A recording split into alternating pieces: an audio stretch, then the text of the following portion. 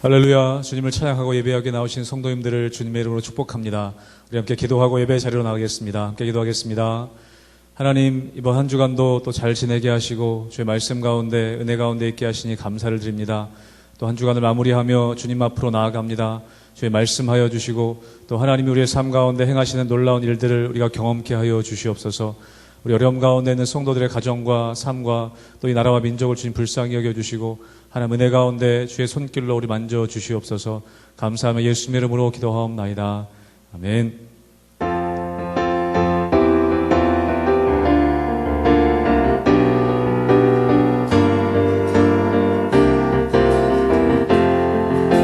문들아 머리 들어라, 문들아 머리 들어라.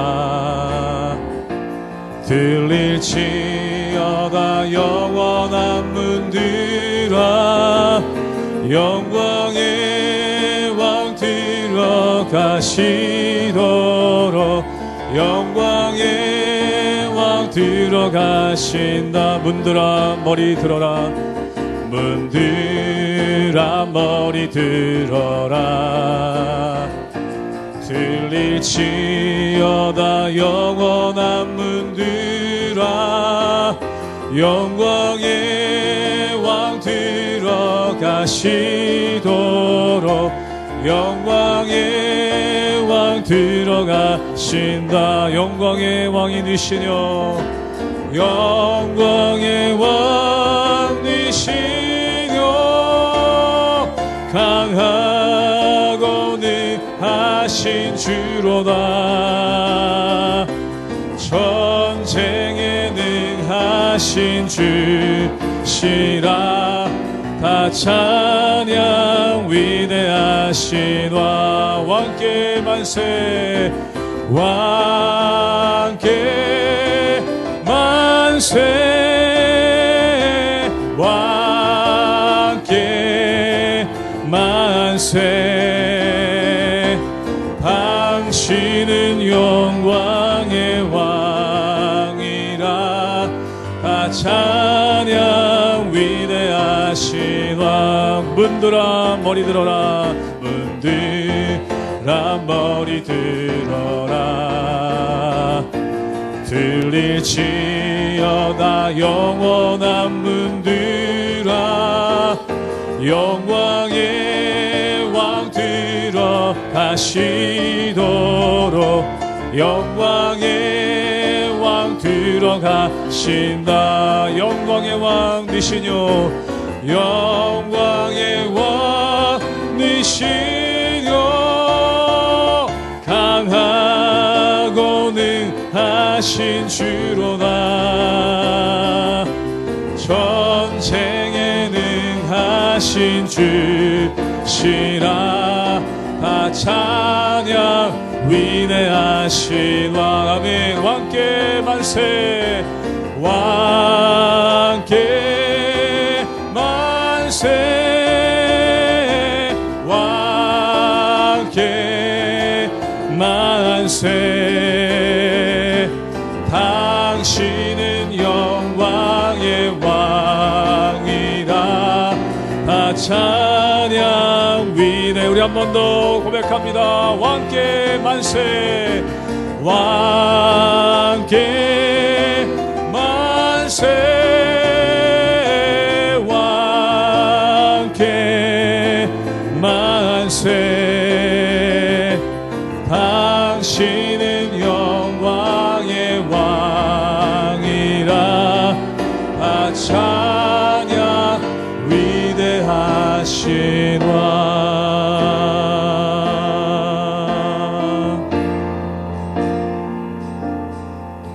세상의 유혹 시험이 내게 몰려올 때에 나의 힘으론 그것들 모두 이길 수 없네. 거대한 폭풍 가운데 위축된 나의 영혼 어찌할 바를 몰라 헤매이고 있을 때 주를 찬양, 손을 들고 찬양. 전쟁은 나에게 속한 것 아니니 주를 찬양, 손을 들고 찬양. 전쟁은 하나님께 속한 것이니 거짓과 속임수로 가득 찬 세상에서 어디로 갈지 몰라 머뭇거리고 있네. 공중의 권세 잡은 자 지금도 우리들을 실패와 절망으로 넘어뜨리려 하네. 주위를 둘러보면 아무도 없는 듯 믿음의 눈을 들면 보이는 분 계시네. 지금도 내 안에서 역사하고 계시는 사망과 어둠의 권세 물리치신 예수님. 주를 찬양, 손을 들고 찬양. 전쟁은 나에게 속한 것 아니니 주를 찬양, 손을 들고 찬양. 전쟁은 하나님께 속한 것이니 주를 찬양, 손을 들고 찬양. 전쟁은 나에게 속한 것 아니니 주를 찬양, 손을 들고 찬양. 전쟁은 하나님께 속한 것이니.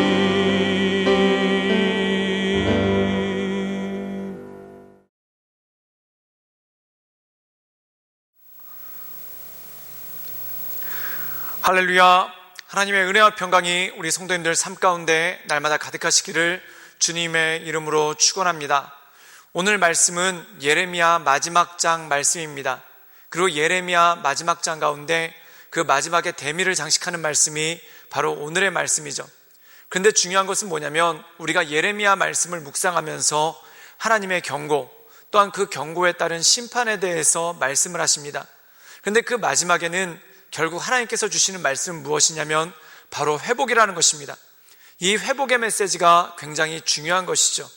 만약에 우리가 병들었는데 낫지 않는다, 그렇다면 이것만큼 끔찍하고 이것만큼 어려운 일이 어디 있겠습니까? 우리가 병들었음에도 불구하고 새 희망이 있는 이유가 바로 회복될 거라는 것이 우리 마음 가운데 있기 때문에 그렇다는 것이죠. 사랑하는 여러분, 회복되지 않는다면 아무리 작은 병이라 하더라도 그 사람은 죽을 수밖에 없을 것입니다. 그러나 회복된다면 아무리 큰 병이라도 그 사람은 새 힘을 가지고 하나님의 은혜 가운데 나갈 수 있는 능력이 그 가운데 있다라는 것입니다. 바로 성경이 우리에게 주시는 전체적인 메시지, 이것이 바로 회복이라는 것입니다. 그래서 우리가 성경을 꿰뚫어 보면은 성경은 하나님의 심판에 대해서 나옵니다. 즉 경고, 심판, 그리고 회복에 대해서 나오죠. 즉 너희가 죄에서 돌이키라, 그러면 너희가 살리라, 이것은 경고입니다. 그리고 만약에 너희가 이 죄에서 돌이키지 않으면 너희가 죽게 될 것이다. 그리고 사람들이 그 죄에서 돌이키지 않기 때문에 죽게 되는 심판을 겪게 되죠. 그런데 그것으로 끝나는 것이 아니라 하나님께서는 심판당한 사람들에게 하나님의 회복, 즉 다시 일어나게 하시고 다시 살아나게 하시는 하나님의 역사에 대해서 말씀한다는 것입니다. 사랑하는 여러분, 우리가 여러 가지로 참 많은 어려움들을 겪고 있습니다. 또한 우리 인생 가운데 나락으로 떨어지는 것 같은 그러한 절망감들이 가득할 때가 있죠. 그러나 회복하시게 하시는 주님, 그리고 다시 일어나게 하시는 그 하나님을 바라보며 하나님의 은혜 가운데 날마다 강건함으로 서나가시는 우리 모든 성도님들 되시기를 주님의 이름으로 축원합니다. 예레미야 52장 24절에서 34절까지의 말씀입니다. 사령관이 대제사장 스라야와 부제사장 스바냐와 성전 문지기 세 사람을 사로잡고 또 성 안에서 사람을 사로잡았으니 곧 군사를 거느린 지휘관 한 사람과 또 성중에서 만난 왕의 내시 7명과 군인을 감독하는 군 지휘관의 서기관 하나와 성 안에서 만난 평민 60명이라. 사령관 느부라사단은 그들을 사로잡아 림나에 있는 바벨론의 왕에게 나아가매 바벨론의 왕이 하맛 땅 림나에서 다 쳐 죽였더라. 이와 같이 유다가 사로잡혀 본국에서 떠났더라. 느부갓네살이 사로잡아간 백성은 이러하니라.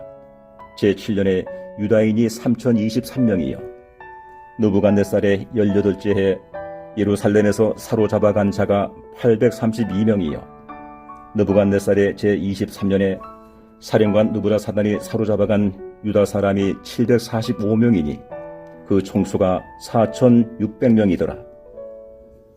유다왕 여호야긴이 사로잡혀간 지 37년 곧 바벨론의 에월무로다 왕의 즉위 원년 12째 달 25째 날 그가 유다의 여호야긴 왕의 머리를 들어주었고 감옥에서 풀어주었더라. 그에게 친절하게 말하고 그의 자리를 그와 함께 바벨론에 있는 왕들의 자리보다 높이고 그 죄수의 의복을 갈아입혔고 그의 평생 동안 항상 왕의 앞에서 먹게 하였으며 그가 날마다 쓸 것을 바벨론의 왕에게서 받는 정량이 있었고 죽는 날까지 곧 종신토록 받았더라. 오늘 말씀 가운데 보면은 하나님께서 주시는 말씀 가운데 포로로 잡혀간 사람들에 대해서 언급하고 있습니다. 예루살렘이 멸망하고 또한 예루살렘의 왕이 죽고 또한 많은 고관 대작들이 죽고 또한 많은 백성들이 포로로 잡혀가고 그것으로 인해 이스라엘은 완전히 끝나고 또한 유대 왕국은 완전히 끝난 것 아니겠습니까? 그런데 이 끝자락에 하나님께서는 한 가지 희망의 씨앗에 대해서 말씀하고 있죠. 그 희망의 씨앗이 뭐냐면 바로 포로로 잡혀간 사람이라는 것입니다. 1차 포로로 잡혀간 사람은 다니엘과 또한 그와 함께한 많은 귀족의 자제들이 1차 포로로 잡혀갑니다. 그런데 우리가 너무나 잘 알고 있듯이 이 다니엘이라는 사람은 이 바벨로니아 왕국에서 그의 믿음을 잃어버린 것이 아니라 오히려 그 바벨론 왕국이라는 척박한 환경 가운데서도 하나님의 뜻을 따라 나가고 또한 하나님의 말씀 가운데 굳게 서나가려고 애썼던 사람, 이 사람이 바로 다니엘이죠. 그리고 이 다니엘을 통해서 하나님의 역사를 이어가신다는 것입니다. 또한 2차 포로로 잡혀간 사람은 누구냐면 바로 에스겔입니다. 이 에스겔은 바벨론 왕궁으로 끌려간 것이 아니라 바벨론 강가에 끌려가서 거기서 여러 가지 노동을 하면서 노역을 했죠. 그런데 그 힘들고 어려운 가운데 하나님께서는 에스겔에게 환상을 부어주시는데 그 첫 번째 환상이 뭐냐면 바로 마른 뼈가 일어나서 행진하는 환상이라는 것입니다. 즉 다 죽은 줄 알은, 다 죽어서 그 시체가 썩고 또한 뼈밖에 남지 않은 이스라엘 같지만 사실은 끝이 아니라 모든 것이 없어진 것이 아니라 마른 뼈가 일어나듯이 이스라엘 민족이 다시 일어날 것이다 라는 그러한 메시지를 그 가운데 주시죠. 그리고 이 에스겔서 마지막에 보면은 예루살렘 성전의 회복과 또한 그 예루살렘 성전에서 하나님의 은혜의 강물이 흘러 넘쳐서 그것이 온 대지를 적시는 하나님의 은혜가 있을 것을 말씀하는 그러한 장면이 나옵니다. 이것은 무엇입니까? 새로운 예루살렘 성전이 회복될 것이고 거기서 성령의 은혜가 흘러서 또한 성령의 강물이 흘러서 모든 백성들이 하나님의 은혜로 말미암아 다시 살게 될 것이다 라는 그러한 회복의 메시지가 그 안에 있는 것 아니겠습니까? 즉 포로되었지만 그들이 명맥이 끊어진 것이 아니라, 포로되었지만 그들이 완전히 멸망한 것이 아니라 그 척박한 사막과 같은 곳에서 하나님의 은혜의 물줄기를 흘려내고 또한 광야같이 길이 없는 곳에서 하나님의 인도하심을 이끌어내는 그러한 역사가 그 안에 있었다는 것입니다. 이것이 무엇일까요? 바로 하나님의 회복의 역사라는 것입니다. 그런데 그 포로들 가운데 특별히 주목되는 사람이 있습니다. 우리 함께 예레미야 52장 28절의 말씀을 읽도록 하겠습니다. 제가 읽겠습니다. 느부갓네살이 사로잡아간 백성은 이러하니라. 제7년에 유대인이 3023명이요. 오늘 말씀 가운데 보면은 유대인들이 1차, 2차, 3차에 걸쳐서 포로로 끌려갑니다. 그리고 1차 포로로 끌려간 사람들의 숫자가 나오죠. 그리고 2차 포로로 끌려간 사람들의 숫자가 29절에 나오는데 그들은 830명이라고 나옵니다. 그런데 이 830명 중에 굉장히 중요한 사람이 있었는데 그가 누구냐면 바로 엘리야긴이라는 사람입니다. 그렇다면 이 엘리야긴은 누구입니까? 바로 이스라엘 유다 왕국의 왕이었죠.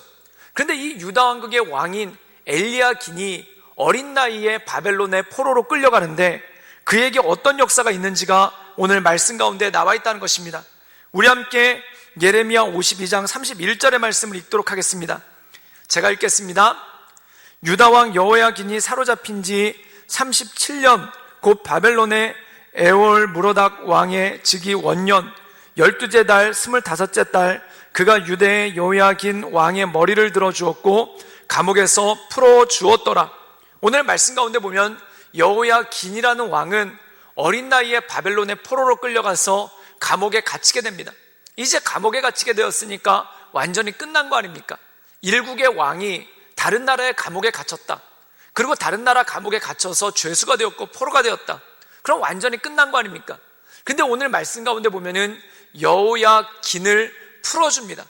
그리고 어떻게 했냐면 그가 살 수 있도록 바벨론에서 다른 왕들의 지위보다 높였다는 겁니다.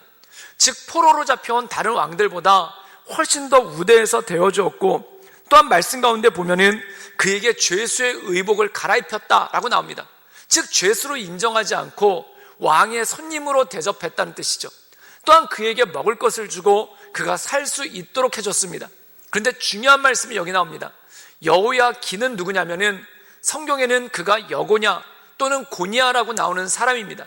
그리고 놀라운 것은 뭐냐면 그의 후손이 바로 스룹바벨이라는 겁니다. 이 스룹바벨은 누구입니까? 에스라 성경에 보면은 1차 포로들을 데리고 귀환하는데 그들이 귀환해서 예루살렘 성전을 짓습니다.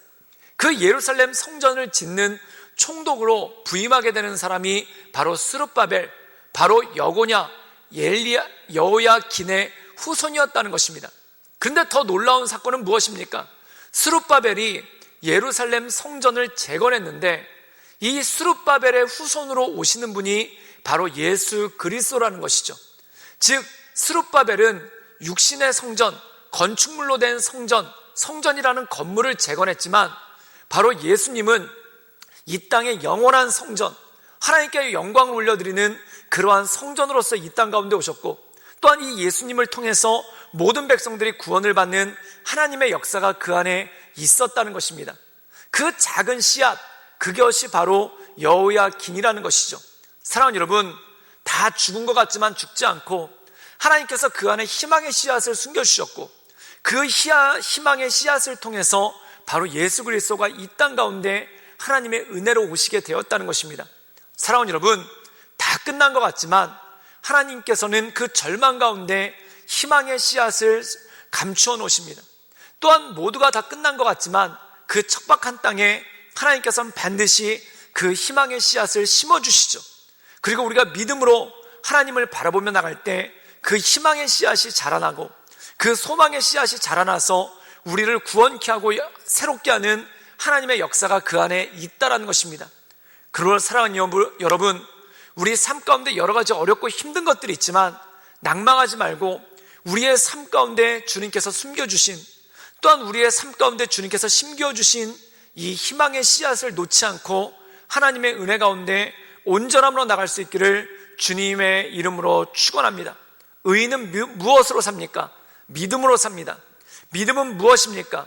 보이지 않는 것들의 증거고 바라는 것들의 실상이라는 것입니다. 믿음이란 무엇인가? 바랄 수 없는 중에 바라는 것이죠. 즉 우리의 삶 가운데 너무나 절망이 크고 또한 우리의 삶이 너무 나락으로 떨어져서 아무것도 바랄 수 없는 중에 바라며 나가는 것, 이게 바로 믿음이라는 것입니다. 근데 이 바란다는 것은 근거 없는 자신감이 아니라 나를 붙잡아 주시고 나에게 날마다 소망을 주시는 그 하나님의 은혜가 있다라는 것이죠. 그러므로 그 하나님의 은혜를 바라보며 하나님의 인도하신 가운데 날마다 승리하며 나가시는 우리 모든 성도님들 되시기를 주님의 이름으로 축원합니다. 기도하겠습니다. 늘 언제나 살아서 역사하신 주님, 주님만을 바라봅니다. 하나님을 찬양합니다. 모든 절망 가운데 우리의 희망의 씨앗을 숨겨주시고 또한 희망의 씨앗을 심겨주셔서 자라게 하신 하나님을 찬양합니다. 하나님, 우리의 영적인 눈을 띄워주셔서 또한 우리의 믿음의 눈을 열어주셔서 주님께서 우리 삶 가운데 심기우신 그 희망의 씨앗을 우리가 바라보며 그것이 자랄 때까지, 그것이 열매 맺을 때까지 기다리며 하나님의 은혜 가운데 인내하며 나가는 그러한 믿음의 삶 될 수 있도록 주님 이끌어 주시옵소서. 예수님의 이름으로 감사하며 기도드리옵나이다. 아멘.